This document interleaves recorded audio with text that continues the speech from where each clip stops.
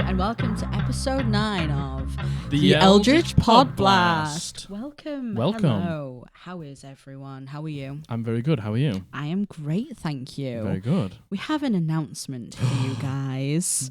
Okay. Our first announcement ever. it's I think, come on, hype it up, hype it up. This is going to be the fucking best announcement you've ever heard in your life. King himself. No, it didn't.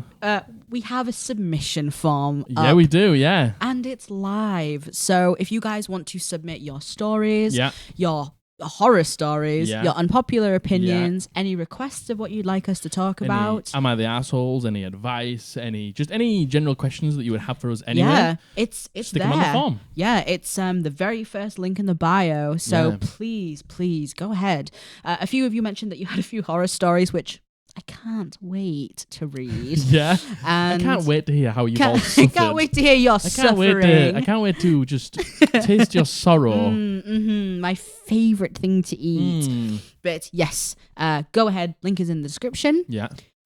We also want to say hello and thank you very much to all of our new subscribers. Yes, hello. Thank you for being here. Thank you for coming along for the Eldritch Podblast. Yes, a lot of you have said that you came from TikTok, which once again, thank you. I know that takes a lot to do. Yeah. And for all of you, thank you for the comments. Yes, the comments. We love to hear from you. Yeah. We love to hear any of your stories and just that you're enjoying the podcast. It really means a lot to us. Yeah. So thank you very much for coming. Thanks for commenting. Yes. I will take any excuse to gab on. Yeah. Which I have been doing a lot. I mean, that's why we made a podcast. so you could gab for a reason. Yes. And Useful gab gabbing. I do. Gab, yeah. Get gabbing to get going. Yeah. Nobody's going to understand what that means. No, people who play WoW, mate. Yeah. In WoW, the Worgans. Go on, say it. Get gabbing or get going. Yeah, they do. That's exactly what they say. You guys will know. You know when you have like inside jokes with your friends and like sayings that you say all the time? It's one thing that we always say for some reason. We just always go, get gabbing or get going to each other. Yeah. Any news? Anything you'd like to update the people on? I guess. I swear this isn't a bit. I swear we don't go, I'm going to ask it every time you're going to go. So every time we do, one of the podcasts gets recorded after we play D&D. Yes. So what is it like? What's this one going to be? This is going to be 9. This is going to be 9. The odd-numbered podcasts usually come the day after D&D. Yeah, they do, to be fair, because we play D&D on Wednesday and we record them on a Thursday. Yeah, so last night, like I said before, my party left the first zone into the second zone of Norheim and made their journey to their destination. They had a fight with some basilisks. We did. That went not very well. Pee-pee poo-poo. Yeah, it didn't go very well. Margaret's moon druid. My character's going through something right now. She's going through something right now. Like basically, there's like something happens on a full moon and it changes her in a way that she can't normally change herself. Yes, and I basically, my whole character's thing is she struggles with being able to control her fury and control her anger and her actions. And she leans very much into, when she wild shapes, she goes into the primal side of things. Yeah. And she changed and she attacked her friends and she's scared to change since. A full moon came out and she had an involuntary wild shape. Yeah.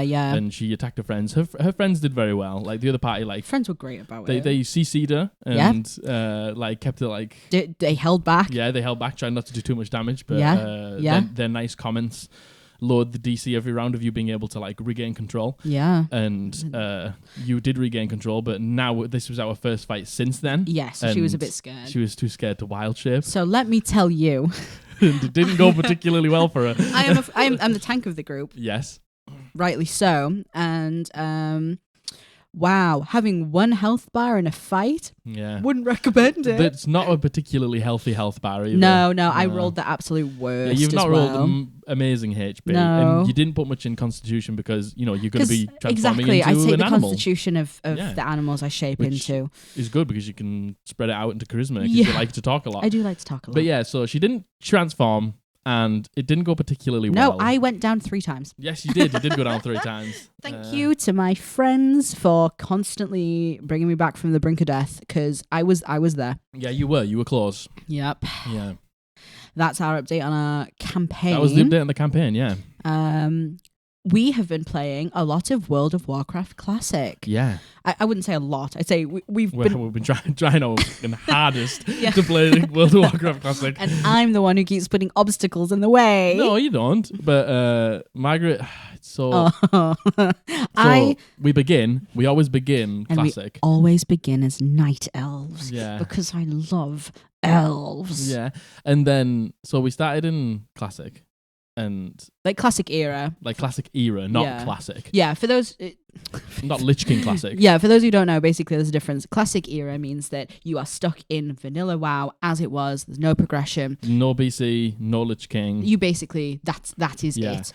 And when I was like, basically you started getting a bit of FOMO for BC and Lich King. I did. So then we had to restart our classic characters on again the Wrath of the Lich King classic servers. So now we're doing it again, but we're not making the trip from Teldrassil to Elwyn Forest like we did the first time, because that's where you wanted to level. That's what he thinks. So we're just leveling in Teldrassil this time, but we're only level 6. Yeah, well, we didn't get much time. If you've played Classic, you know how long it takes to level. And we leveled all the way to 10 before, it and doesn't now we're help at 6, so. There you can't, obviously, there's no barbershop in anything. I think it was anything before Cataclysm, potentially. So in Wrath of the Lich King, there's still no barbershop. So Margaret agonizes over the character no, there is creation. barbershops in Lich King. Oh, was that when it came in? Yeah, no. But they've added it in Classic. Why did you take so long there? Because look, she has to be perfect from the get-go. She can change. She will change when she needs to change. Okay.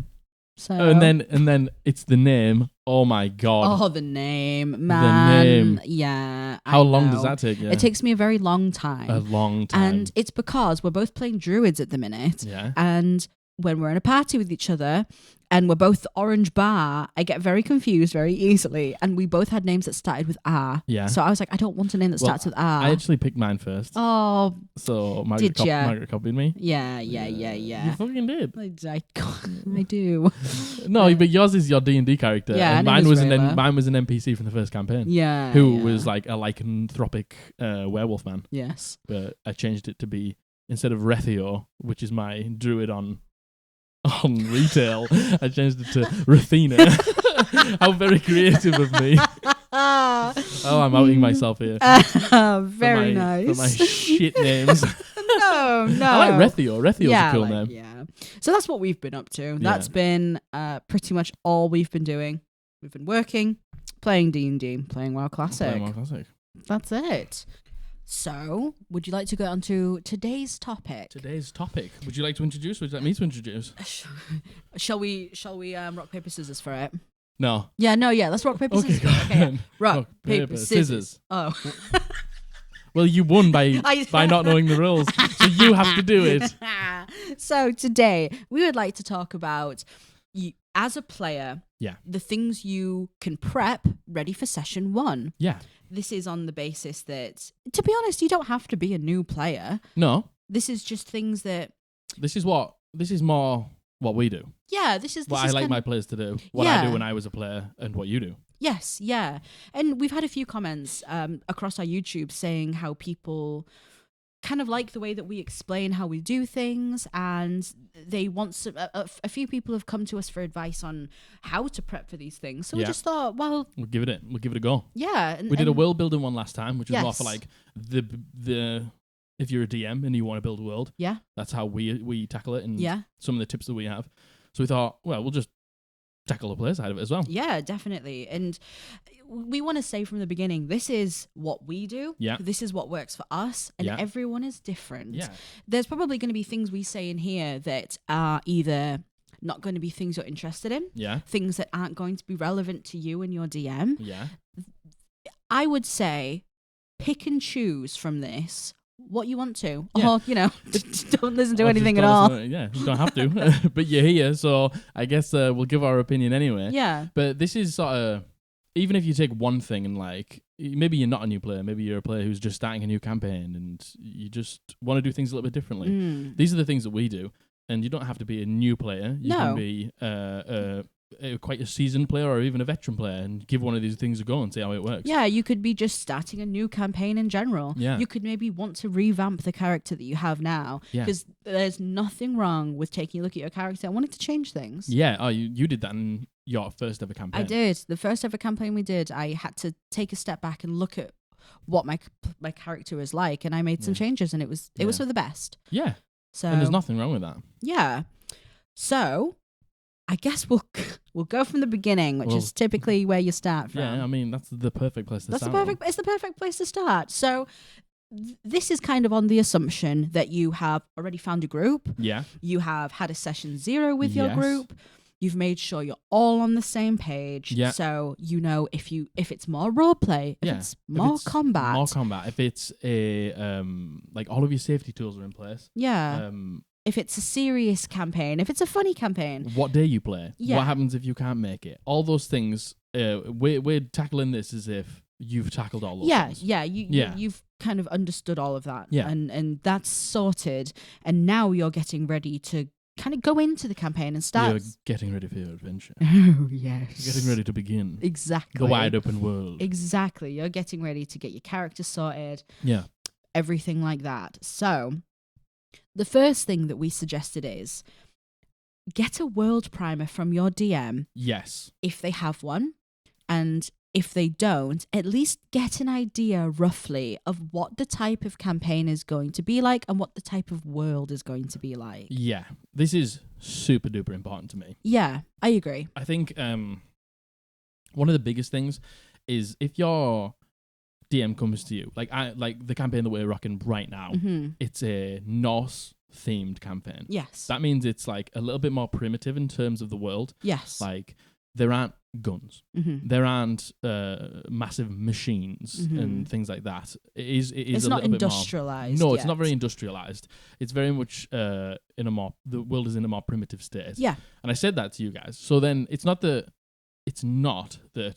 I wouldn't allow somebody to play an artificer. Yeah. But if you're going to come into my world that is a Norse-themed primitive world and say, I want to play an artificer, I'll be like, cool, that's totally fine. But we need to think about how you're going to be an artificer. Yes, exactly. You're going to have to think about the flavorings and the way you theme things. Yeah. And on the other side of that, we've played in a campaign before where it was an industrialized world. It was kind of like, if you've watched Arcane on Netflix, it was kind of like an underworld, like, what's the word I'm looking for?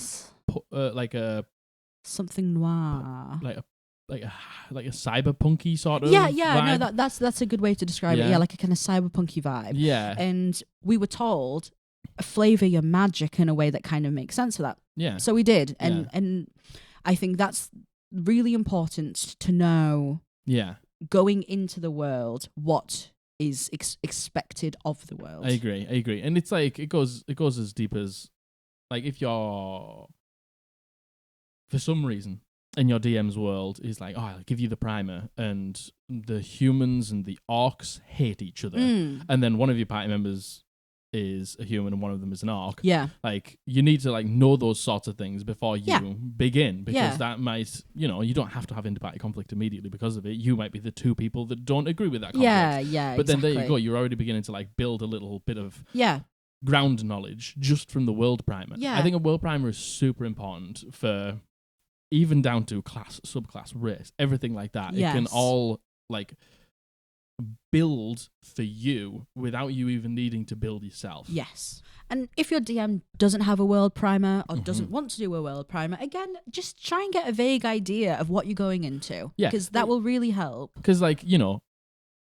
some classes and subclasses and races and things like that, are very common. Like if you go in and you're like, I'm playing a human rogue, I would be very surprised if your DM's world primer didn't accommodate for human rogue. But if you go in and you're like, I want to be a artificer gunslinger. Yeah. Then, there's a chance. And if your DM hasn't given you a world primer, they're pretty chill and they're like, just sort of anything goes, and you want to play an artificer gunslinger, just go to your DM and be like, can I be an artificer gunslinger? And they'll tell you yes or no from there. And if there's no world primer, I don't imagine there's a reason why you wouldn't be able to. I agree. Again, this is, everything we're going to say here is going to be underlined with have a conversation with your DM and run everything past them and make sure that it's all A-okay, because there's nothing worse than not having that conversation, getting to the day, wanting to do things or have things a certain way, then after the fact, your DM being like, no, you can't have that. We've witnessed that firsthand. We have witnessed that firsthand, and it sucked. It's pretty disheartening. Yeah, it sucked. And I'm pretty sure we've read some Am I the Arsehole ones of this exact thing happening too. Yeah. So, yeah, I've all of this underlined with have a conversation. Have a conversation with your DM. So after you've got a world primer, what do you do next, Margaret? You're gonna think about your cat. Your cat. You're gonna think about your cat. You're gonna buy a cat, and that's it. And you're just gonna sit there and stroke it. And then that's the end. And that's how you play D&D. All of the magic comes from the cat. It does. Did you not know that? So, no, you are going to think of your class, your subclass, and your race. Oh my goodness. That's what you're going to be looking to do. So, this is a bit of a strange one because my group, I don't know why, and I don't know where it became a thing, all like to be quite secretive about who they play. Yes. Down to even class. Yes. And down to even, so nobody really knows what each other's races, classes, subclasses. Yeah. I don't know if I'm going to keep it that way for next campaign because sometimes I think it can actually cause a little bit of confusion between some people. Yeah. So what I put down here is group composition. Yes. Get an idea of, if your players aren't like us and don't keep everything secret, try and get an idea of what the group composition is. Yeah. We have said in the past, you don't need to fulfill the tank, DPS, healer roles, and that is still true. You don't. You don't need to fulfill those roles. No. We're talking more of group composition of, is there a rogue? Is there a druid? Is there a wizard? Mm-hmm.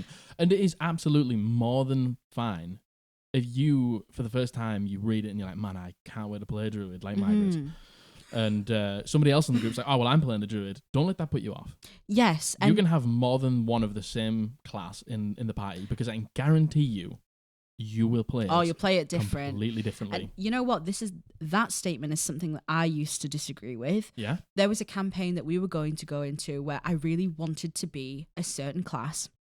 And I found out that someone else was a certain class, and I was really upset about it. Which class was this? It was bard. I can't remember this. Okay. When was this? Was I there? I hold on to it because my feelings. But right, okay. I was worried going into it that we were going to take each other's limelight. Yeah. In the end, I didn't end up playing the bard. Mm-hmm. But had I done that, I would have seen how completely differently we would have played those classes, me and that other person, and it would have been so completely different. Yeah. So don't do what I did. For instance, I played one of the guys that plays in our campaign, Josh. Me and him both played fighters. Yes. And I was like the tank control CC. Yeah. Like I was a rune knight fighter. Yeah. Who sort of just wanted to lock down the battlefield. Wasn't too fussed about doing like the massive damage numbers. And Josh made like a dex based. Oh shit! Yeah, he did. Eldritch Knight that was like quite heavy magic based and stuff like that. Yeah. And you could literally, unless we both went, I want action surge or I want a second wind, you couldn't have told we were both the same class. Yeah, and you know what? That was something that I remember you had reservations about. I did. You were worried about, oh, well, when I action surge and then they action surge, it's not going to be the same. It was. It was literally totally fine. It was absolutely fine. It didn't matter at all. We played it so differently. You couldn't even tell we were the same class. So take it from someone who has done that. Yeah. You don't need to worry about it. Don't worry about it. Don't let it put you off. Like if you desperately want to play a class and you look in the book and you see that class and you're like, I need to play that class, and somebody else is playing it, don't let it put you off. Because the way that you two will play it, I can guarantee will not be the same. Yes. And that really nicely leads on to our next point of go with your gut. Oh, yeah, 100%. If there's a class that you've heard of, you've seen, you've read about, someone's told you about it, and you go, oh, fuck, that sounds like the perfect class for me. That's me. That embodies me. Then do it. Just play it. Like, because there's a lot of classes. There's a lot of subclasses. Yes. And, you know, there's, like, you look at TV shows and movies and things like that, and you just, like, Matthew always wants to play a sneaky character. Always wants to play a stealthy, sneaky character. When Margaret started playing D&D, if we ever played any other game before, like World of Warcraft or like Divinity, you just wanted to get a big hammer and smash things. I did, yeah. That's all she wanted to do. Yeah. So she picked up the book and she was like, barbarian. Went for a barbarian. Me, that's it. Yeah. Absolutely. Like, go with your gut. If you see something that you're just like yearning to play, just give it a go. Give it a go. And don't second guess yourself. Don't think about, oh, well, the numbers apparently aren't that good on this. If you want to play a monk, I know that monks get a bad rap. Play a monk. Yeah. Monks are amazing. Yeah. And, you know, this is probably controversial and you must talk to your DM about this. But if... Hot take. Are we about to have a hot take? No, it's not. Hot take by Margaret. God, please, God, no, please. Put the pitchforks away. But if you have played a few sessions as a character, as a class, and you don't like it, you can always have a conversation with your DM and be honest and say, this isn't what I thought it was going to be. 100%. Can I go back on it? Someone actually left a comment on one of our videos saying they do exactly that. Yeah. They let their characters play a few sessions first, and then they always pose the question to them. Do you like the class? Do you like the subclass? Would you like to keep going? That's awesome. I think that's a really good way, especially if you've got new players, because you can... Sometimes you just don't jive with the character. You just don't like meld with the way that it's playing. And that's totally fine. You can see somebody else doing something. You're like, man, I wish I was playing like a more of a support-based character, or a more of like a reckless, like barbarian sort of, exactly, just swinging sort of character. And I don't think it's a problem at all. No, I don't either. You're there to enjoy yourself. Yes. And if you're not, what's the fucking point? Yes. Again, you would have to talk to your DM about this first. Yeah. 100%. But well, there's even a rule that got introduced in Tashes that like when you level up, switch your subclass you can switch your subclass out. Yes. So I don't think that's a problem. Do you remember when we started playing our first ever campaign, I played a warlock. And I loved it. It was great. But I started playing a fiendish warlock because at the beginning, Matthew didn't want to open all the books. He only wanted to have a player's handbook open. Yes. So we got further down the line. Some of our players left. We didn't have a healer, and also like our rogue had left. So Margaret was very much like on her own in the front. So I was like, Matthew, is there any way I could switch out my subclass and be a hexblade? Yes. And I ended up being a hexblade, and that helped because I could sit back with my friend Ross and fire stuff from a distance. Yeah, but you could also... you got in trouble, I could run up and brandish the sword and go for it. Yes, yeah. And to be honest, the same thing happened with me. I went in with a barbarian, loved playing a barbarian. She was badass and she could kind of do whatever, but there were some things that I felt were lacking outside of combat. I wish I was able to at that point have a conversation and say, I don't like X, Y, and Z, but because I was a new character and I wasn't sure that was something I would have been able to do. And to be fair, I don't think at that time the DM would have let me do that anyway. But no, I don't think so in terms of changing my stats around. But right, yeah, because that is a separate thing entirely. Yeah, but I guess, yeah. In the end, I came to the conclusion of multiclassing into fighter, which at least in combat gave me a lot more to do. A lot more options, yeah. Yeah, which was great. You ended up being a battle master, didn't you? I did, yeah. That was awesome. And what follows on really well from going with your gut is you have to consider what type of play style you like. Yeah. That's a really important part because regardless of if you're going to go for a roleplay heavy game, there's still going to be combat. Yeah, there's still going to be combat, and that combat, in those combats, you're going to need to play a role, I imagine. Yes, yeah. So think about, do you prefer the sound of standing back and casting? Yeah. Do you prefer being more of a support class? Do you want to buff your allies to make them awesome? Do you want to cast haste on them? Do you want to control the enemies in a way? Yes. With your spells? Yeah. Or do you want to pick up a big sword and just run in? like I was talking about that fighter. Like, you can play a fighter. It sounds crazy, but like, you play a fighter. Mm-hmm. You aren't just the tank. You can be the DPS. Yeah. You can be a battlefield controller. Yeah. You can play a fighter in a number of ways. Yeah. For me, I know that I think in my more recent times, I like to be more of a battlefield controller. Yes. And I like to be upfront. It's not that I don't like casting, but I just love the fantasy of just picking up a weapon and getting in there and doing damage. Yeah, and same. I'm the same. Helping out my allies and being the tank. I really like that. Yeah, yeah. And I know that there's people that might not. Yes, definitely. And that's why it's great to get an idea of the composition. Yeah. Find out how you think you want to play, or at least if you're leaning towards a play style. Yeah. And again, go with your gut on those things. Yeah. Do you want to play? Do you want to be the tank? Do you want to be the healer? Do you want to be the DPS? Do you want to be the support? Like, whatever you like is tickling your fancy, just give it a go and try it out. And there's no reason why you can't change it later down the line. Like regardless of changing your character, changing your subclass, etc. You can multi-class. Yes. There's so many ways that you can change it later on if you're not allowed to change your subclass or change that. You can multi-class. Exactly. So don't worry too much about, oh God, what's it going to be like later on? I mean, obviously, consider those things. Take a look and see what you do get later on down the line. Yeah. But you can always change it up if you want to. And so don't worry about it. You might get into the game and start playing the way that you think you want to play. And then, I don't know, combat might take a turn for the worse and you have to do something else. And then you might be like, I actually really like playing this way. And then you can just begin to lean into that a little bit more. Exactly.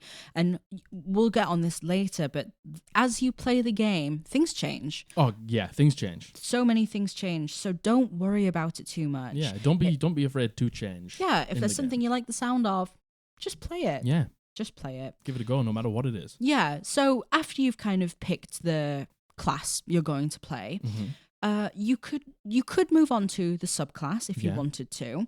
There's arguments to be made for choosing your subclass straight up, and there's arguments to be made for deciding your subclass later on down in the line. Yeah. This is a strange one because for me, I basically theme my entire class around my subclass. I do exactly the same. And I know there's a lot of people that do that, but you don't need to do that. No. In our game, you, Josh, and Abby all knew exactly what class you were going to be. Yeah. Knew exactly what subclass you were going to be. And Matthew, he picked a rogue, but he didn't know what he wanted to be. Yeah.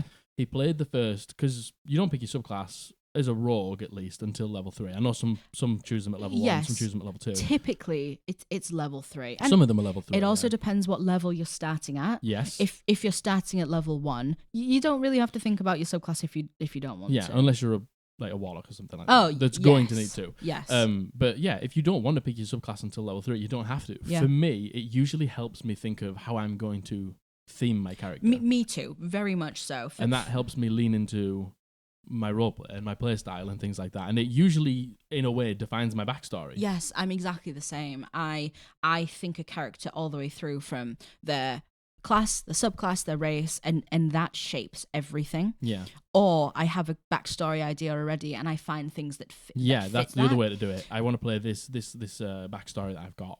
Go through the classes, go through the subclasses. What allows me to play it like that. Yes. That's a good way to do it. Just because we do that doesn't mean that you have to. Doesn't mean that it will work for you. If you know you want to play a fighter, play the fighter at level 1. Yeah. You don't have to pick the subclass till level 3. Mm-hmm. You might start off being like, I think I'm going to be a champion. And then you get to level 3 and you're like, actually, I really like the battlefield control. I'm going to be a battle master. Yeah. You didn't need to make that decision. So you've got a little bit of free time. Yes, definitely. And maybe a little bit of advice is, if you're struggling and there's a lot of pressure, don't play a class at level 1 that has to pick the subclass. Yeah. If that's too many options for you. Yeah. Maybe pick something that doesn't get it to level 2, level 3. Because look, it can be overwhelming. There's a lot of choices you got to make. There's a lot of choices you have to make at literally the very first instance. Before you've started. Yes, exactly. Choose. And again, some people lead with backstory, which is what I'd say the majority of our group do. Yes. Some people just go, oh, I like the sound of that, and then everything else follows second. Everything comes from that. And there's no right or wrong way to do that. Absolutely not.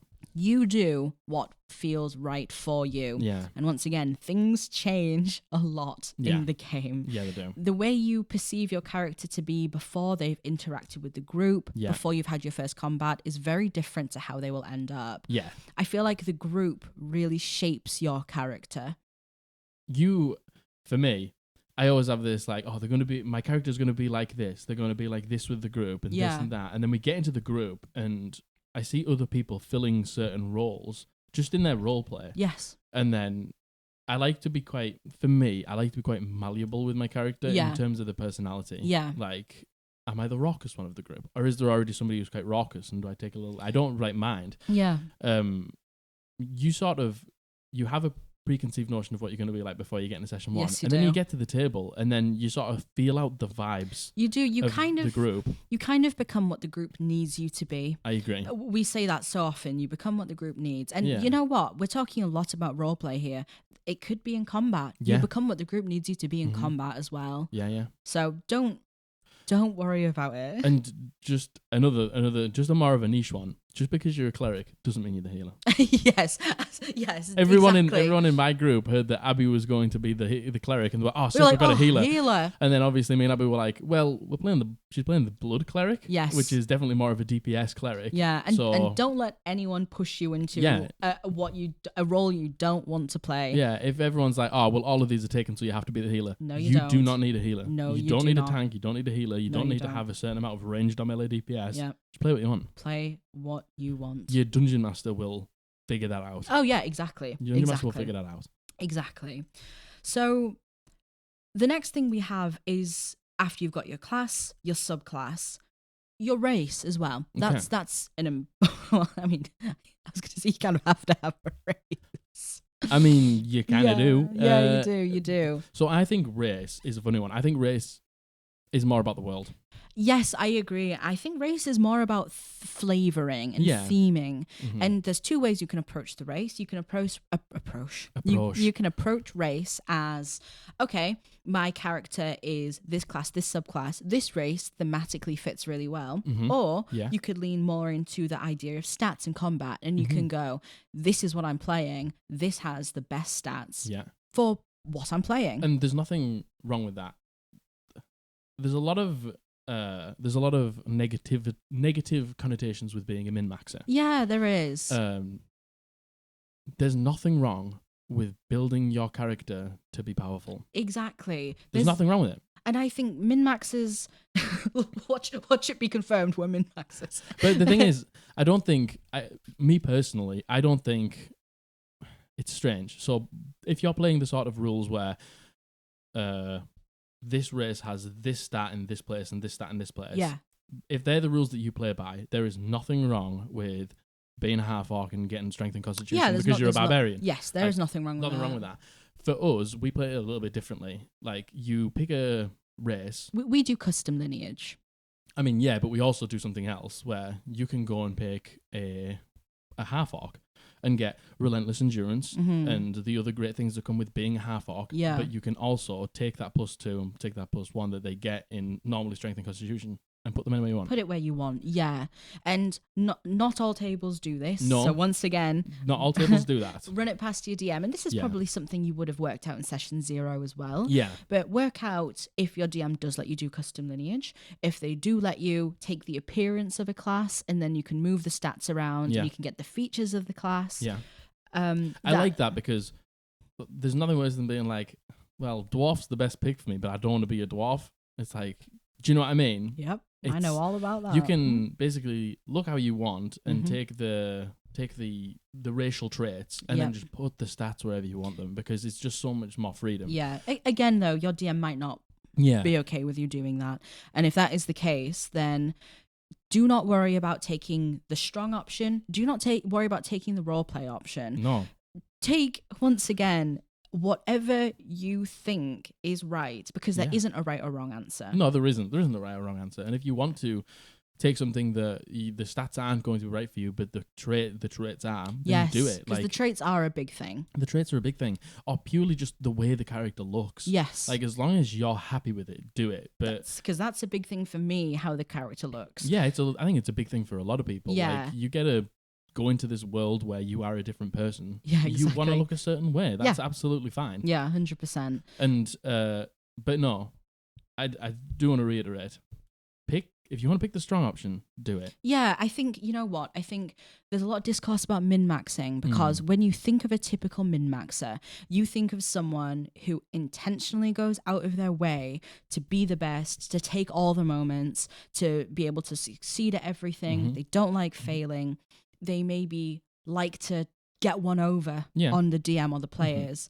But there's a difference between doing all that, and you shouldn't do that. That is not how you should act. I understand, like, not wanting to fail, but getting one over on your DM, that's not. Yeah, it's not a healthy mentality for the game. Outsmarting your DM or outsmarting your fellow players. Yeah. You shouldn't do that. And I think that is what you think when you think min-maxing.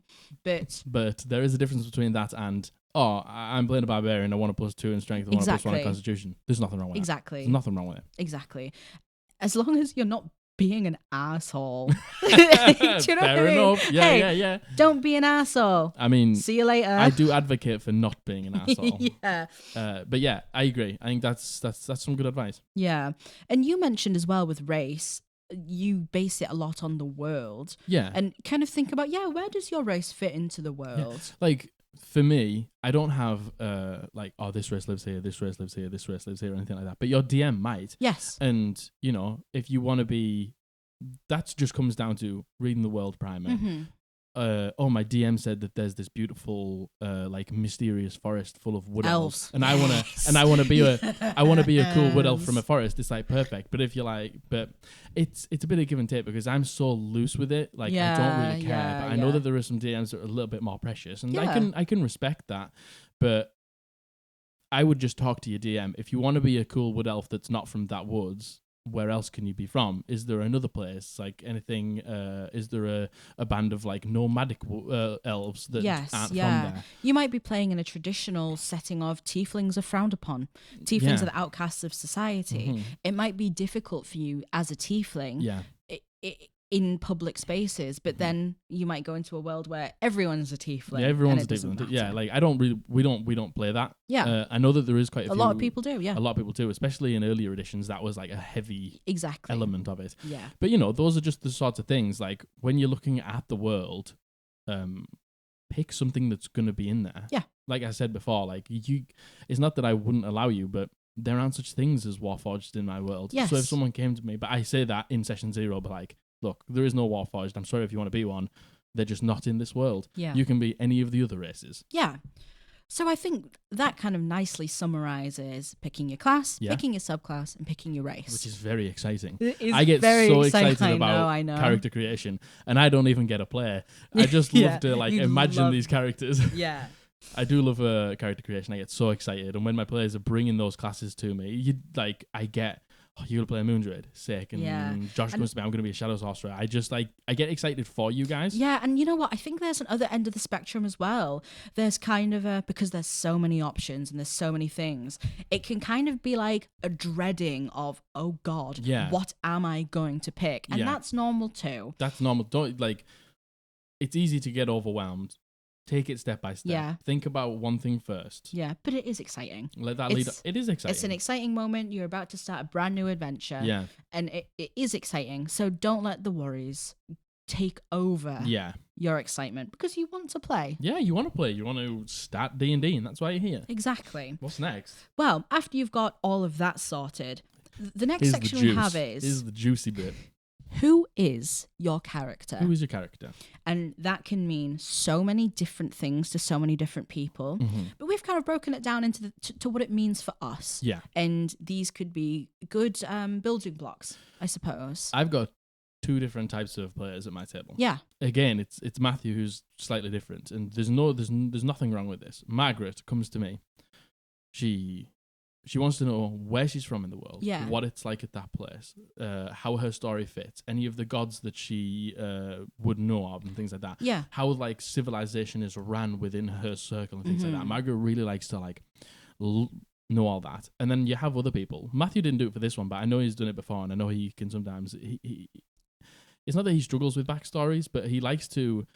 even play a few sessions. He really likes to, how we mentioned, you don't really know who your character is fully until they're in a group. Yeah. He likes to leave it to that point and then go, right. This is who I am. This is who I am. This is where I'm from. Exactly. And well, give them the example of Dimmy's backstory. What do you mean? Well, give them the example of what he said and how it ended up. Okay. Because I think that's a really good example. So Matthew began my campaign, and he was simply just a young adult who'd lived on his farm his entire life, who was part of the pottery guild, and that was it. He got taken for some reason and tortured, and then he woke up in the woods one day. Yeah. That was it. That's all he gave me for his backstory. And let me tell you, Demi ended up being such a multifaceted... you could see the growth in him, and he ended up being a really great character. He did, yeah. And there's as I was getting to that, like you can start the campaign without knowing everything about your character. Yeah, of because course. if you aren't going to start session 1, session 2, session 3, even maybe all the way up to session 10. You could not even touch on a single person's backstory in those early sessions. Yeah. So you don't need to know everything.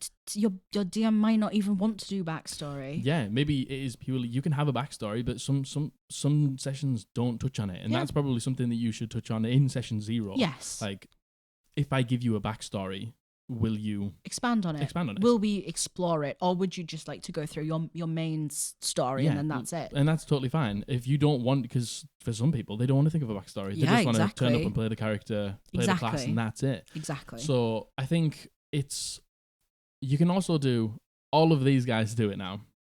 Some people like to be like, this is my story, this is how I want it to play out, this is how I want it to end. Yeah. And a lot of my players now, they know that it'll be main story, a few side quests here and there, and their stories. Yeah. Like I will play them out to their conclusion, or if that's what they want. Yeah. So they usually just go, well, Matthews, I was a potter who lived on a farm. I got taken and tortured for some reason, and I woke up in the woods. Yeah, and he let you said, fill the rest of that in. Do what you want, Jack. Yeah. He was like, do nothing if you don't want to, but that's what happened to me. Yeah. And, it became a huge part of the plot. Yeah, and I do think there is a caveat to that in, again, this is things you would cover in session 0. Is your DM okay with filling in the gaps for you? Would your DM like to do that for you? Because it's a lot of work. It is a lot of work, and it's a lot of pressure to put on your DM to go, this happened to me, don't know why, you tell me why. Your DM might not want to do that, but we knew you did want to do that. I was more than happy, and I said that, like, when Matthew gave it to me, he was like, you can leave it, I was like, you can leave that there. And I can take it. And he was like, yeah, if you want to, like, do whatever you want. Yeah, and it ended up being a fucking great story. Yeah, it did. It ended up being so interesting, and I basically tied him in with the main plot. Yeah, exactly. Of the campaign. Exactly. And that, made him feel very special. Yeah, and it was special. You and Josh had your own, like, separate arcs that were separate to the campaign, but I was like, well, if it's just him who hasn't given me anything else, I was like, well, why not just tie him to the bad guy, tie him to the bad guy. And it ended up being really cool. It did end up being really, really cool. If I do say so myself. No, yeah, well, exactly. And for us as players, as a group, a lot of the enjoyment for our backstories is the exploration and the mystery. Yeah. We like to be enveloped in it. And that only works because you're happy doing that. Yeah, I always ask, at the beginning of the campaign, I ask everyone, like, what do you want out of it? And most of the time, every single one is, I would like some mystery. So there's a story to be told there for me, and I'm more than happy to tell it. But some DMs might not want to have that pressure, along with doing their own campaign, like their whole overarching story, the reason why you're there. Yeah, definitely. This leads me on to the next point of why are you there? A big thing for me is, and a big thing for when you're starting a campaign, is when your backstory and your class and everything's there, why are you adventuring? What's stopping your character? This is a huge one.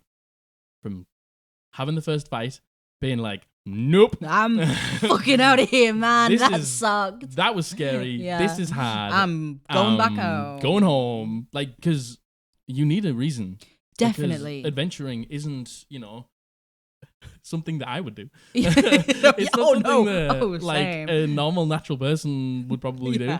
Your character needs a reason to not want to just turn around and go home. Yeah, I mean, there's a good point that was made, and I can't remember who said it, but happy people who have a happy home life don't need to go adventuring. Don't go adventuring. And that's not us saying, oh, you need to have a miserable backstory. No. But you have to have a valid reason to make sure your character will embrace the course, the story, and does want to. In the your DM will end up giving you a reason. There will be like a plot reason, but at the beginning, when you're starting, your character's having a fight for the first time, or like they're being blamed for something, why aren't they just going, fuck this? Yeah, I want to just go and fucking do the crossword in the pub for the rest of my life and smoke a cigar. Yeah. No, you need to be like, I need to stay out here for this reason. Yeah. What's the driving factor? Yeah, and I think your character is adventuring. I think if you don't have that, it will end up becoming frustrating for everyone in the long term. Having someone in the party who obviously doesn't want to be there and who obviously wants to go home and kind of has opposition every single time you try to follow the main storyline or anything like that. I can see how that would get frustrating. Yeah. And it would probably get frustrating for the DM as well. I ask every single one of my players that every single time we start a campaign. Why are you adventuring? Yeah. Why are you not at home right now? Yeah. What has made you leave? And what is going to make you not go home? Exactly. And there is nothing wrong with your character having reservations about it. You could be playing a nervous wreck of a character who... It's hard for them to do this. Yeah. But they're doing it because... They do What's it that regardless. because? Exactly. Yeah. Exactly. And the next few points, including that one, are kind of things that could be good things to help you kickstart your backstory. Yeah. Because we kind of didn't... We touched on backstory, but backstory is something that is very personal to yourself and to your character. Mm-hmm. You don't need one going into it. I know a lot of people do. Mm-hmm. I know a lot of people want to. It's helpful for the DM if you do. Yeah. All of us, we love a backstory. I me personally, and you don't have to do this, but like I get a backstory off every player before I ever get. Yes. Yeah. I like that because it lets me get my world in order at least to be like where you're from, where you've come from, what you've seen, like what part of the world you've seen. Because, you'll probably go to a place that you're from and it's at least good for you to know like, oh, I'm from here. Yeah. And my character will know a person here and my family lives here. Yeah. And all that good stuff. And you need to start, I think it's good to think about who does your character know in this world because they aren't born on that day. Yeah. Yes. They didn't just... they don't just suddenly exist. Yeah, like they're at an age where they probably know a bunch of people. Yeah, or if they don't, why don't they? Why don't they? Yeah. Well, that brings us nicely on to the next thing to consider is what is your character's relationships? And this could be family, friends, partners, children, etc. Acquaintances. All of that. Workmates. Yeah, who is pertinent to your character in their life and who do they know? And why? Yeah, like... You don't have to have any. You could be, again, like a nomad who knows no one. Exactly. A lone survivor alone. Exactly. But if they do, I like to just pick like a handful. Yeah, I do too. I like to have a few people who are important to my character. And that could tie into why are they adventuring. Yeah. That could... All of these things feed into one another. Mm-hmm. And I think it helps you...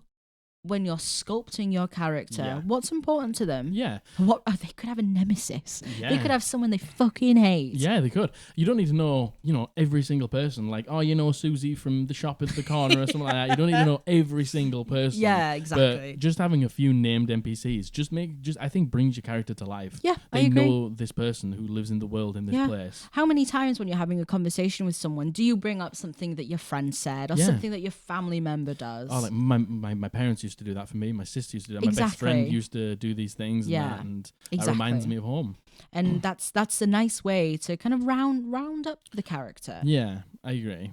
The next one is one of mine because I like this. Yes. And I really think it helps because a lot, not always, but quite a lot of the time, there will be a combat in session 1. Yeah. And sometimes, a lot of the times, DMs use that to sort of bring the party together. Yes. In a way. And thinking about how your character addresses that first combat, I think is super awesome. Yes. You might not be the best role player. That's fine. Mm-hmm. You might just like to be there for the combat. But in that moment, when that first combat happens, who are you? Yeah. Does your character... Do they run straight in and they go straight for the danger? Does your character back up and hide? Are they scared? Does your character see the person running in and decide to help that person running in? Are they a guardian? Do they like to help people? Yeah. Are you tactical? Are you trained? Like, how do you address this combat? Who are you when it comes to combat? Yeah. And I also love when people describe their attacks. Like it just makes combat flow a little bit better. Like how do I move? And every time I think of a character or an enemy for you guys, I just think of like a couple of traits of what they might do. Yeah. So when you come into that first combat, how does your character address it? Yes. Like, are they elegant on the battlefield? Are they reckless? Are they just fucking primal as shit? Primal as hell. Yeah. Are they very cool and calculated? Yeah. Do they breathe deep and center themselves? Like, just a few things like that can just bring your character to life. Absolutely. It all together works in this way of making a character that you have a really good understanding of. Yeah. And I think when you have a good understanding of your character, it makes everything so much easier for you. Agreed. Everything that you double question, because I do it. I always, what's the word I'm looking for? Not double question. Question. Yeah. Single question. Singular question. Everything I question about my character, if I have these things solidified in my mind, it makes it easier. And there's a saying, what would my character do? Yeah. Now, that can be used sometimes to a detriment, Yeah. but a lot of the times it isn't. Yeah. A lot of the times it's a good moment for you to go, no, yeah, my character would do this. Yeah, my character's going to run in and see that other person trying to help these people, and I want to help them. Yeah. They're my friends and things like that. And that also brings you on to, like, in the first session, how do you interact? How are you socially? Yeah, socially, what does your character look like, and how do they act around other people? How do they like, what are their mannerisms? Yes. Like, you don't need to, like, think, like, super in depth on these, No. especially in the first instance. Just having, again, a handful, maybe a couple of ways that they act. Yes. Is just really nice to just begin to mold your character. Again, like we said before, you'll go in with all these ideas and they and it will change. You'll just, like, begin to meld with the party, and other parts will be more prominent and other parts will be less prominent. But as long as you have, like, a few of those that are, like, just like, at the forefront characteristics of, like, are they friendly? Are they shy? Will they go straight up to someone and introduce themselves? If they hear that there is commotion going on, are they nosy? Are they going to go take a look? Will they be scared of it and stay away from it? Will they shake someone's hand when they meet them? Will they look down their nose at someone? It's again, all these things together, and there's something to be said for the trope of the lone wolf who sits in the back and doesn't get along with people. And that is a completely different conversation. Yeah. But if you are going to do something like that, which people do, and they do it successfully, remember, go back to the first point we made. Why are they adventuring, and why are they sticking around? If you want to play, like, a reclusive lone wolf who doesn't mingle too well with other people, that's fine. That is quite a tough character to play. Take it from someone who tried to do that. It is so difficult, especially when you're, like, 20 sessions in and everyone's having fun and getting along. And because you're playing a lone wolf character, you exclude yourself from a lot of things. Yeah. And you can not play it like that. You can play it in ways where they are, like, a bit of a lone wolf, but they're happy to mingle with the party. Yes, yeah. Like, it's not saying that you can't. They are probably tougher first characters to play. They are, in my humble opinion. I think a lot of people gravitate to that as the first character as well, because it's cool. Being the edgelord. Who doesn't want to be the edgelord of the group? Exactly. I think a lot of people gravitate towards that, and you can. And if you want to do that, you should. But you need to remember, why am I adventuring? Yes, and you have to remember it is a group game. Yes. Where the key to success is the group succeeding. Yeah. Don't do things to the detriment of the group. Yeah, I agree. You can be standoffish, but not to the detriment of the group, I would say. Yeah. So the final thing we have is what defines them. Yeah. Now, you could make an argument that all the things we've talked about previously do define them. Yeah. But we're talking more of things like, do they have a hobby? Yeah. Do they have a fear? Do they want to get fucking revenge on someone? Every time I make a character, I always have them have a hobby. Yeah. Because it just gives them a dimension. Like, when I played that fighter, like I was talking about before, he was a blacksmith. Like, he loved blacksmithing. He was a rune knight fighter, so, like, he would, like, engrave runes onto things and like that. And he just loved being around workshops and metal and that sort of noise and things like that. Yeah. And that just gave him just an extra dimension. I didn't have to, like, mention it all the time, but when someone was like, oh yeah, and you walk past a blacksmith, he got excited. Yeah. And we have a similar thing in our group now with Priesta. She's a fucking she's a great she's an artisan. Yeah. She's an artisan, and that comes through so much. And because she leans into it, us as characters, we can ask her to craft things for us that would maybe cost us a lot more money. Yeah. But because she's an artisan, she can do it for us. Yeah. And there's roleplay benefits, but there's also actual in-game benefits to having a hobby as well. Yeah, if you want to have a hobby like that, I know that some of the rules in Tasha's, like, if you took the craft of it or something like that, I can't remember what it was. like the materials of non-magic items are just instantly halved. Yeah. And that comes into play.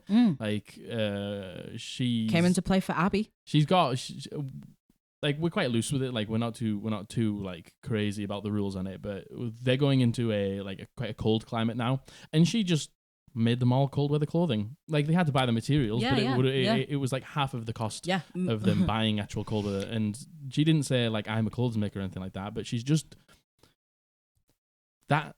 She loves doing that. Yes. So I'm totally fine with being like, yeah, you can make that. And because that's something she loves to do, it's something she included in the character. And you know what? You might not want to do that. No. Me, for example, my characters, I don't really focus on that. No, I know you for don't. my characters. Rayla doesn't have a hobby. She does. It's tearing people from fucking limb to limb. killing people. Yeah. She likes to eat people. Yeah.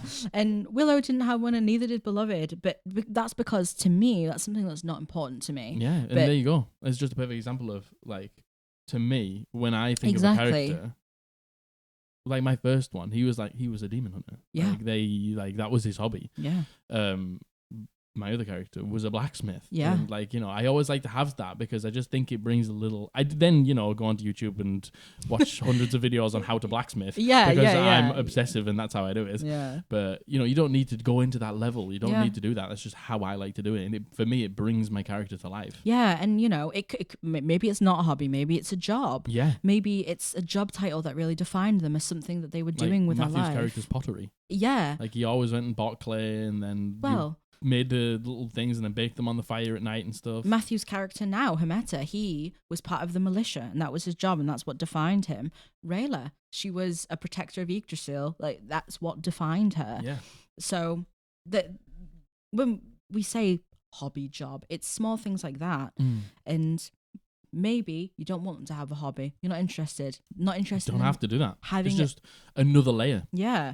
It could be something as simple as they have a fear of losing someone. Yeah, there you go. They have a fear of the water. They have, it's all these things. They could want to get revenge for something that happened to themselves or someone they know. And then any NPC that they run into that has like a little bit of a revenge story, revenge vendetta, your character could take the lead on that and be like, we need to do this. Exactly. I know that we've got other things to do, but this is important to me. Why is it important to me? Because my character needs revenge on something. Exactly. There you go. Could be something simple as my character's lonely, so they left their home to find friendship, and then that opens a whole element of, well, why are they lonely? They might want to just invite everyone they meet to be in the group. They might just have a random group of people to follow you around because you can't have anyone on their own. Yeah. But it opens up conversation of, well, why do they not have anyone? Yeah. Why are they by themselves? Yeah. It's things like that. Simple, really simple questions you can ask that will help you, hopefully, flesh out a character. But if you don't want to do it, don't do it. You don't have to. Yeah. But if you want to, maybe some of these appeal to you. Yeah, maybe they do. Like we said at the beginning, you don't have to take all of these, but it might just be one or two that just I quite like the sound of that. Yeah. And then you use that, and then it just gives your character another element. Exactly. So... What's next? Goodness gracious me, we are covering a lot here. So there's two more sections we want to talk about. Next one is your character sheet. Yeah. So this isn't going to be in depth. Oh, this is what this means. This is what you put here. If you want something like that, let us know. Yeah, if you want something like that, I can make a little video on that. Yeah. I don't mind doing that. We can go through that, no problem at all. Yeah. But this is more things that are going to be pertinent for your character. Yeah. Now, when we say that, we mean your stats. Yes. You probably would have found out in session 0 how you're doing your stats. Probably. But find out how you do your stats. How are you doing your stats? Are you standard array? Are you pond by? Are you rolling for stats? Yeah. Like, well, what are you doing? We roll for stats. Yep. Because I think it makes for standard array is fine. Standard array is fine. If you're using standard array, that's probably a great one to start with. You can say it. I don't like standard array personally, but that's because I've played with standard array. It was great for the first campaign, but now that we're slightly more advanced players, I like to have more people with. I want it to be more uneven in more different places because it means people are better at some things than others. Because if you've got a standard array, there's only 6 stats. and some of them aren't as important as others. Yes, definitely. Like strength and things like that. So like a lot of people dump strength, and then really it takes it down to 5 stats, and then a lot of characters can feel a little samey with the stats sometimes. Yeah.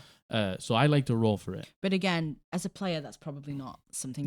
That's probably not going to be your decision, so you don't need to worry about that. Yes. But you need to figure out which one you're doing. What's important to your character to have. Yeah. This feeds back into the min-maxing conversation and the roleplay conversation. Yeah. So for me, for example, I like to make a very powerful character. Yeah. So I will always, let's take my druid Rayla. Mm-hmm.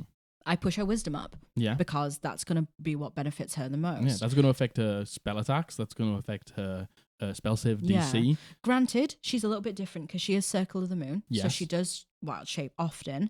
But something to me that's important as a player is charisma.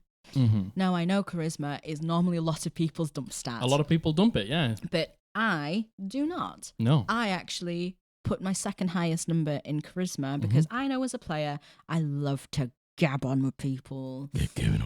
Exactly. Margaret likes to talk to all the NPCs, so I like immediately. Yeah. And the thing is, you probably if you're a first time player, you might not know these things. Yes. But you need to think about: is your character quite social? Yes. And if they are quite social, maybe don't bottom out your charisma. Yeah. Would you like to do things like you can try persuade someone to do something? Do you want to be the face of the party? Yeah, exactly.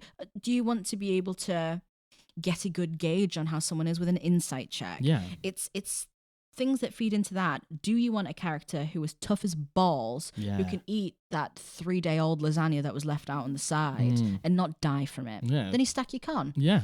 Do you want to be able to hit things really hard? Then you stack your strength. Yeah, with a sword. Because you can hit things really hard with spells and it'll be different. So yeah, you just want to think about who. This helps by thinking about who are you before you fill in that character sheet. Because you can fill in that character sheet and then be like, oh man, I'm going to be this smooth talking motherfucker. And you look at the character sheet and you got an 8 in charisma and you're like, that might not work. So I always think it's good to think about maybe who you are before you touch that character sheet. Yeah. And this is why. Then you can think about, are they from somewhere that's like highly religious in the world? Are you going to be good at religion and history and things like that? Yes. That's why I do like to wait for the character sheet. The character sheet might actually be like the last thing I do before the session. That's the last thing I do as well. And look, the character sheet, it's got lots of spaces that you need to fill in. It does. It's got a lot of blanks, but there are, again, like we said, I can upload a guide if you need me to, and if you want me to, I'm totally happy to do that. But my first one, I just went on YouTube and like looked at it. Get yourself the player's handbook, if you can like borrow that from somebody. Yeah. Are there like PHBs on the internet now? On D&D Beyond, but I don't know if I really want to be. Yeah, we don't talk about that. We don't talk about D&D Beyond. So yeah, like I take a little look on the internet, on YouTube, and like to have a little guide. And if you come to the first session and it's not filled out and you're a little bit worried about that, just ask your DM. They can take 10, 15 minutes to just fill it in, because somebody who has filled in one many times, it won't take them as long. And don't be scared to ask them, because your DM will be more than happy to just help you fill that in. Yeah, a problem shared is a problem halved, am I right? Problem shared is a problem halved, baby. Yeah, so I guess the way we're approaching the character sheet here is more flavor for your character and thinking about what's important to your character as opposed to the mechanical side of it. Yeah. And that ties in with proficiencies. Now, that also depends on if your DM will let you pick your own proficiencies, if you have to take the proficiencies that come with your class and race. This is a very subjective thing. Yeah. But if you can pick your proficiencies, think about what you would enjoy to do as a player. Yeah. Think about what's important to you. I usually let my characters pick their proficiencies. And I can't remember what we do, because you would normally get like a number from your class, and then you would get a number from your background. So I always let them pick the ones from the class that they give, and then for the background ones, where you can have 2, I just say you pick. Don't be defined by the background. Like, what is your background? Why would you have them? Yeah, and then just begin to think about what, like, are you like I said earlier, are you that wood elf? Yeah, are you good survived? Then survival is great. Yeah, nature. Yeah. You're good at Naturing. Nature shit. Yeah. You nature well. You're so good You at so the good nature. nature. You nature do good well. Then again, for me, my moon druid, she has no reason to have high charisma, but I like talking to people, so I put my persuasion high, and I put my deception high. Yeah, that's just like you'll figure out how you like to play. You will. Like, you'll get in and then you'll be like, you thought you were going to play this quite shy character, and then you go, actually, I like talking to people, and it looks like everybody else in the group is happy to let me do it. That might be a moment where you're like, look, DM, I put this into my charisma, but can I switch these two around, because it turns out I am the face of the party. Yeah. And I would be more than happy a few sessions in to let that person do that. There's no harm in asking. Yeah. I mean, that's exactly what happened with 100%. me with Rayla. Yeah. I wasn't sure how I was going to play her. Turns out she's a feral fucking beast. And I was like, could I please change your proficiency to have intimidation? And, and you let me do that because it made sense to my character. It made way more sense. Yeah, way more sense. Yeah. So have a think about how you want to play your character and things that make sense for your character. Yeah. So the next two things we just kind of want to not skim over, but important things you're going to need for session 1 is, what equipment do you have? Yeah. What weapons do you have? Yeah. What are the hit die for your weapons or your attacks respectively? Yeah.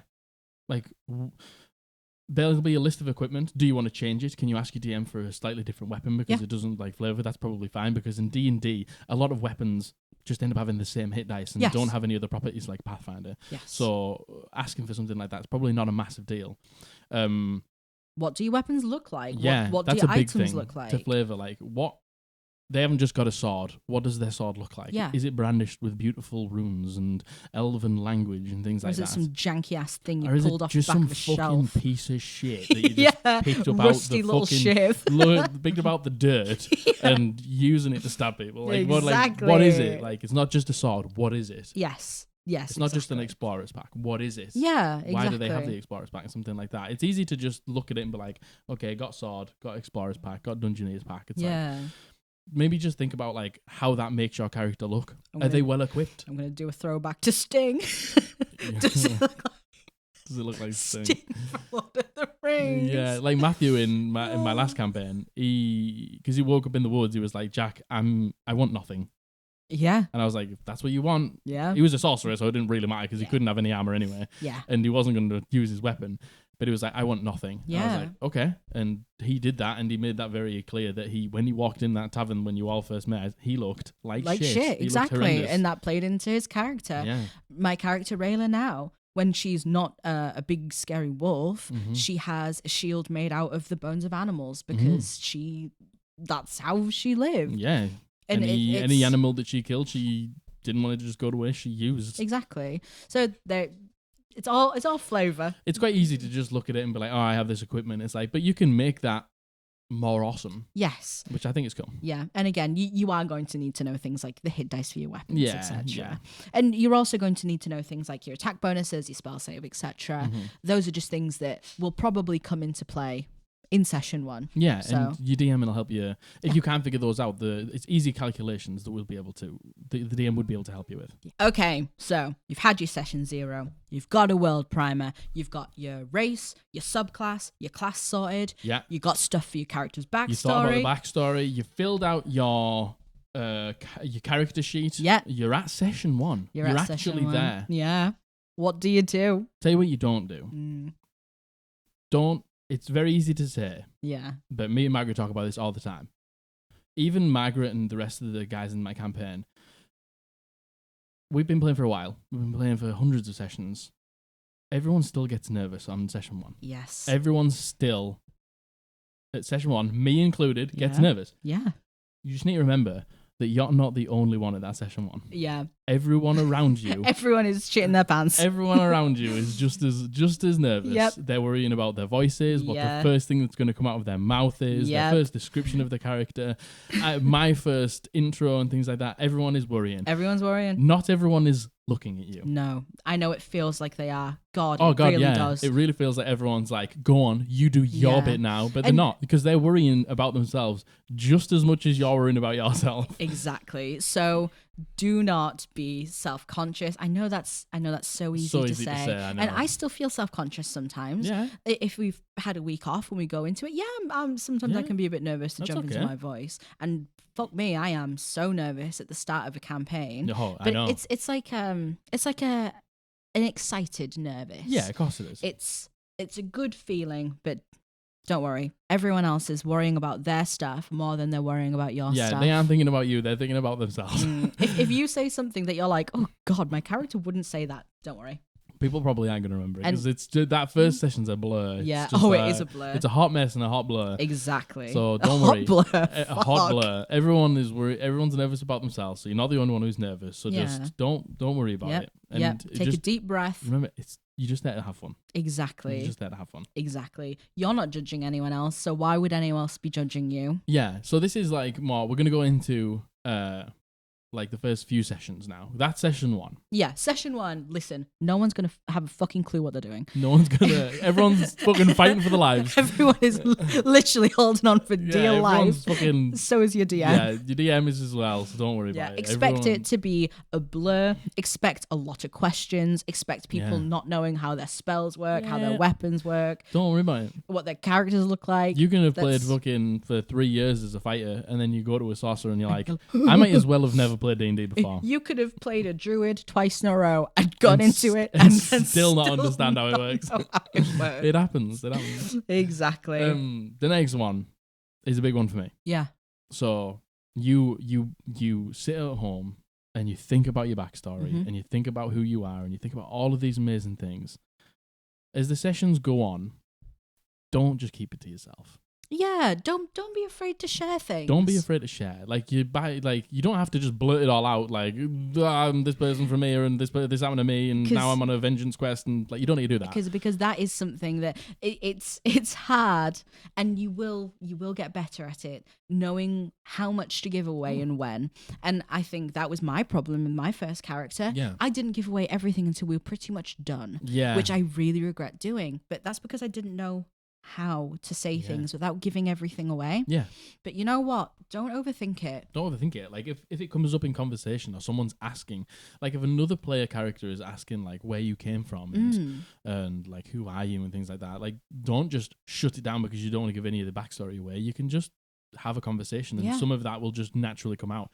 Don't be afraid. This beautiful thing that you've thought of with your DM, don't be afraid to let it out because stories are meant to be told, and that's what you're there to do. Definitely. Is explore everyone's story. You will regret holding on to it For too long. You don't need to give it all away in session 1. No. Or anything like that.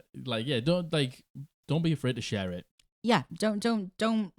You know what? Even if something comes out at a point where you think, "Oh fuck, I gave that away too early. I wish I didn't."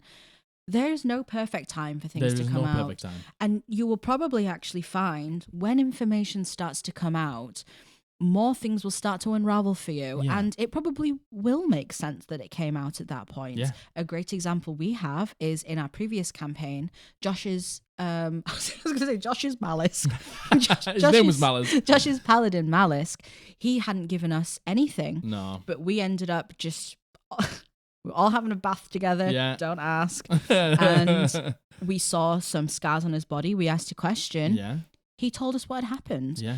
And then weirdly, it was the day, literally as they were on the way back to like their home base. We launched into his backstory. They got launched into their backstory. It was such a weird way that it happened. And he said nothing, and then he said everything, and as he said everything, boom. It was all such a coincidence, but it was amazing. Perfect. It was perfect. Coincidence. Yeah, it was great. It really was. So do not worry about giving too much away. No. There is no such thing. No. But if you want to hold on to things and keep them secret until you perceive it to be the right time, that's fine too. Yeah, and I'm not saying like you have to, but it's just like if everyone else is giving things away and it's not weird to share. No, it's not. It's not. Just you don't need to give everything away, even if it's just like a tiny minute bit. Yeah. As long as it's something.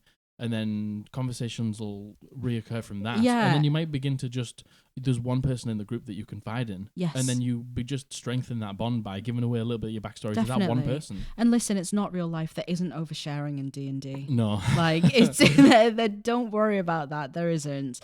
And you never know. Maybe you'll say something and then it will make your group go, fuck, that's really important. Yeah. We should deal with that right now. That same thing happened to me. Exactly. Yeah. Another really good thing that comes off the back of that is don't be afraid to try things. Yeah.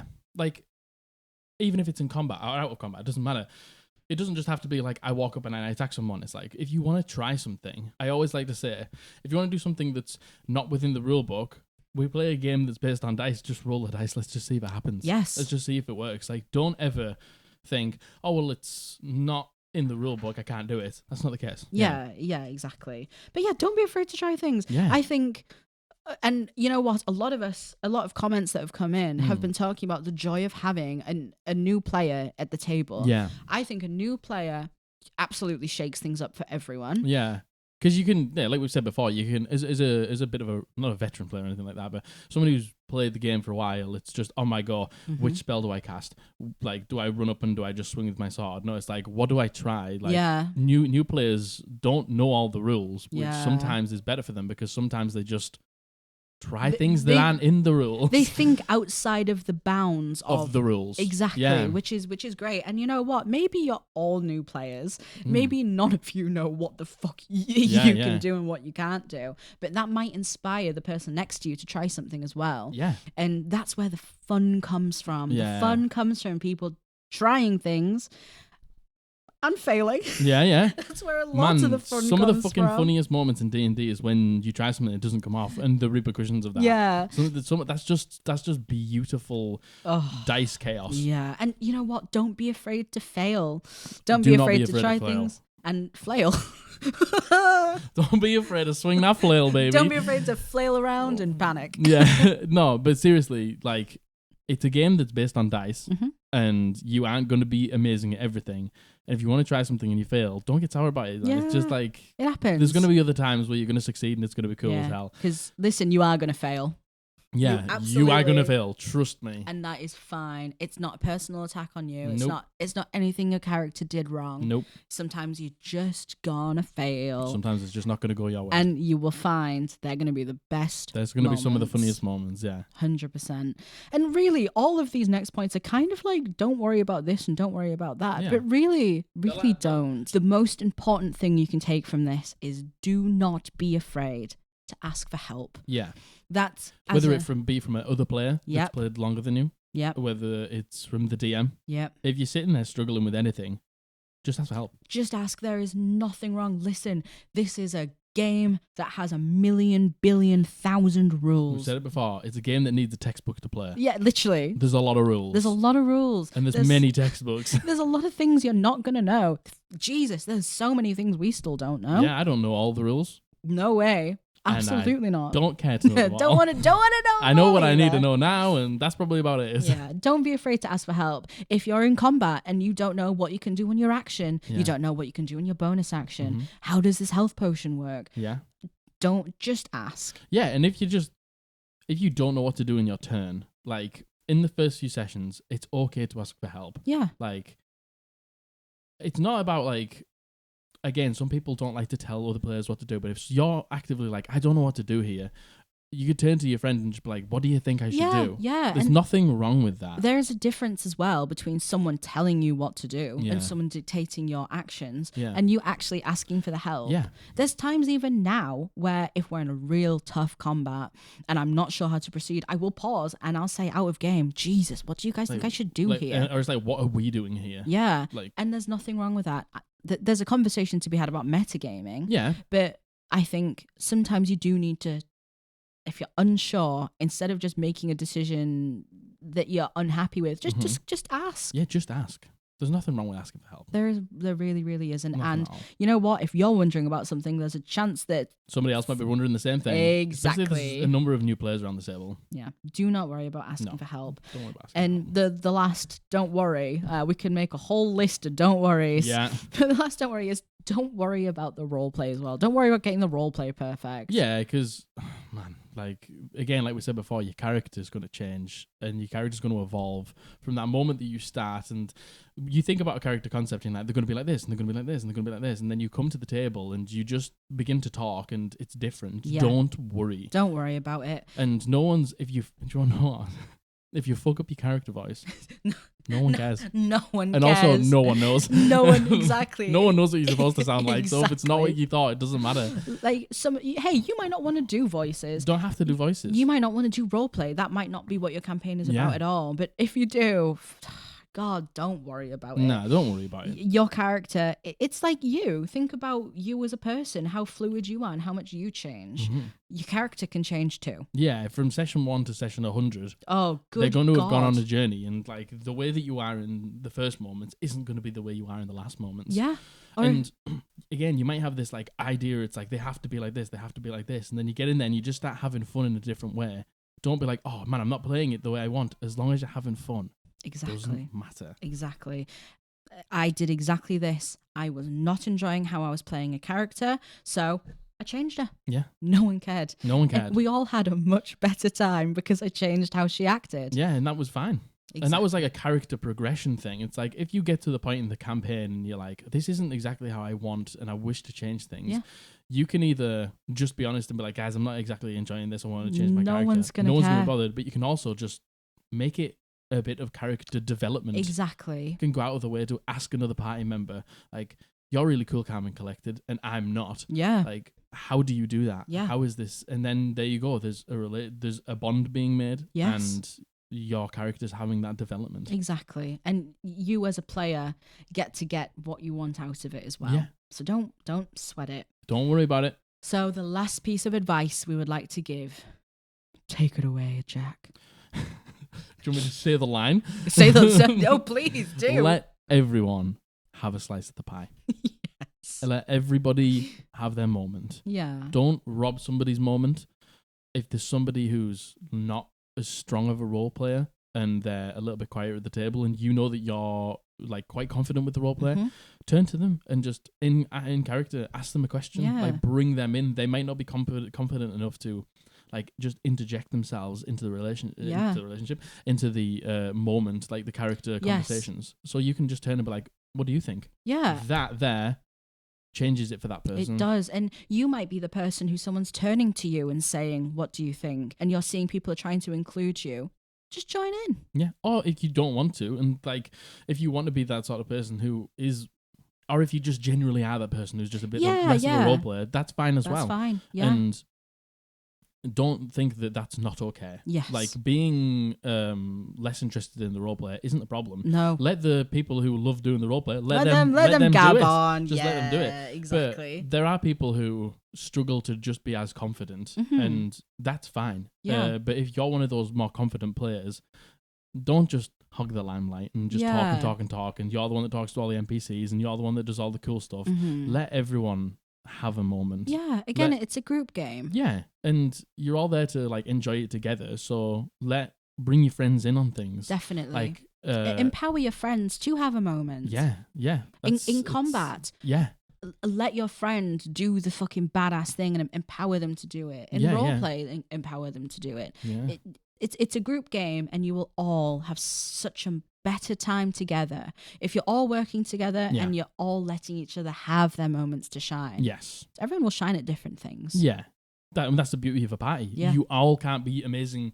That's what the stats are for. You can't all be amazing at everything. So if there's that moment where the door is locked and like you don't have a rogue to pick it, just let the fucking barbarian pick the door down. Do you know what I mean? Like just like involve each other and find ways to be like, oh, this person's good at this. Hey, can you help us figure out this riddle or this puzzle, Mr. Very Intelligent Wizard? Mr. Big Brain Megamind? Or something like that. You know, like those, let everyone shine. Let everyone have their moment. And you will work out the more you play. I know we're kind of talking about like session 1 and the first few sessions, but you will work out what everyone's good at and you will work out what people want to do as well. Yeah. And if people want to do things, just let them do it.